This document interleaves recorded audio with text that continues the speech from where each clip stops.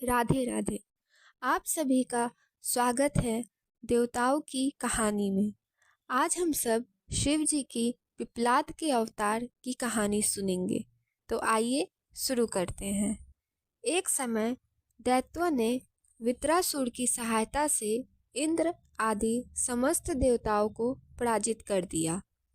तब उन सभी देवताओं ने तथा देवर्षियों ने ब्रह्मलोक जाकर ब्रह्मा जी से अपना दुख कह सुनाया। ब्रह्मा जी ने सारा रहस्य प्रकट करते हुए कहा कि यह सब त्वष्टा की करतूत है। त्वष्टा ने ही तुम लोगों का वध करने के लिए तपस्या द्वारा इस महातेजस्वी वित्रासुर को उत्पन्न किया। इसके वध का मैं एक उपाय बताता हूँ, तो सुनो। जो दधीचि नामक तपस्वी महामुनि है, उन्होंने पूर्व काल में शिव जी को आराधना कर वज्र के समाज हड्डियों वाला होने का वरदान पाया है। आप लोग उनके पास जाकर अस्थियों के लिए याचना कीजिए, वे अवश्य ही दे देंगे। फिर उन अस्थियों से वज्र दंड का निर्माण करके तुम निश्चय ही उससे वित्रासुर को मार डालना।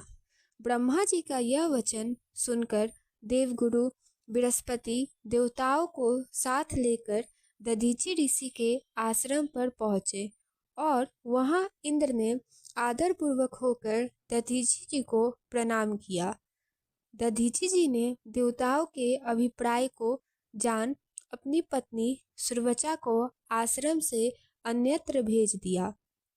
इंद्र ने कहा, मुने, हम सभी देवता तथा देवर्षि त्वष्टा द्वारा अपमानित होने के कारण आपकी शरण में आए हैं। आप अपनी वज्रमयी अस्थियां हमें प्रदान करें। आपकी अस्थियों से वज्र का निर्माण कर मैं उन देवद्रोहियों का वध करूंगा। दधीचि जी ने अपने स्वामी भगवान शिव का ध्यान करके अपना शरीर छोड़ दिया। तदंतर इंद्र ने शीघ्र ही स्वर्ग से सुरभि गौ को बुलवाकर उसके द्वारा उनके शरीर को चटवाया और उनकी अस्थियों से अस्त्र निर्माण करने के निमित्त विश्वकर्मा को आज्ञा दी।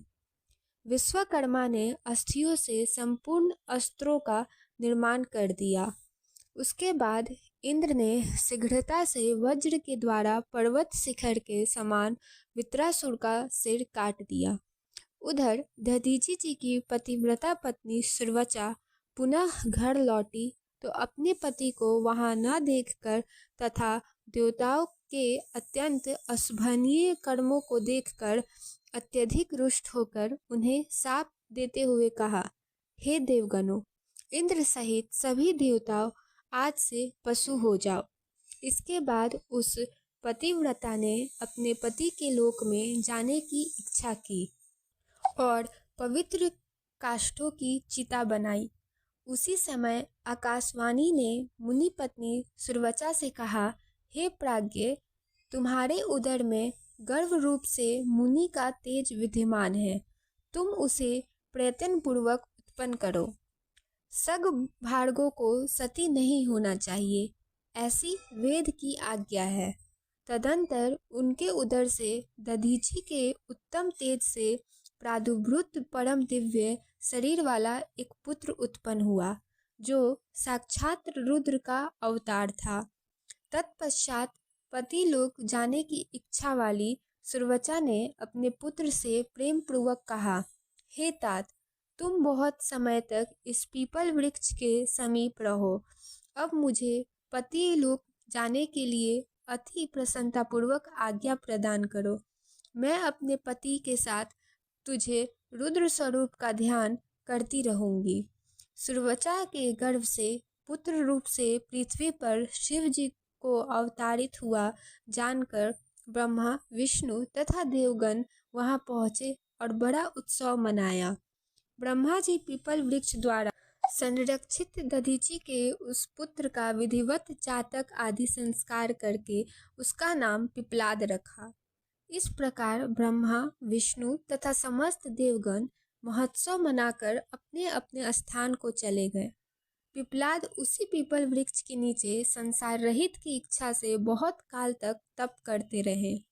कुछ समय के बाद पिप्पलाद ने राजा अनर्नीय की कन्या पद्मा से विवाह कर लिया। उन मुनि के 10 पुत्र उत्पन्न हुए, जो सबके सब पिता के ही समान महात्मा और अतुल तपस्वी थे। इस प्रकार महाप्रभु शंकर के लीला अवतार मुनिवर पिप्पलाद ने नाना प्रकार की लीलाएं की। उन कृपालु ने जगत में शनैश्चर की पीड़ा को, जिसका निवारण करना सबकी शक्ति के बाहर था, देखकर लोगों को वरदान दिया कि जन्म से लेकर 16 वर्ष तक की आयु वाले मनुष्य को तथा शिव भक्तों को शनि पीड़ा नहीं हो सकती है। यदि कहीं शनि मेरे वचनों का अनादर करके उन मनुष्यों को पीड़ा पहुंचाएगा तो वह निसंदेह भस्म हो जाएगा। तो बोलिए पिप्पलाद महाराज की जय, भोलेनाथ की जय।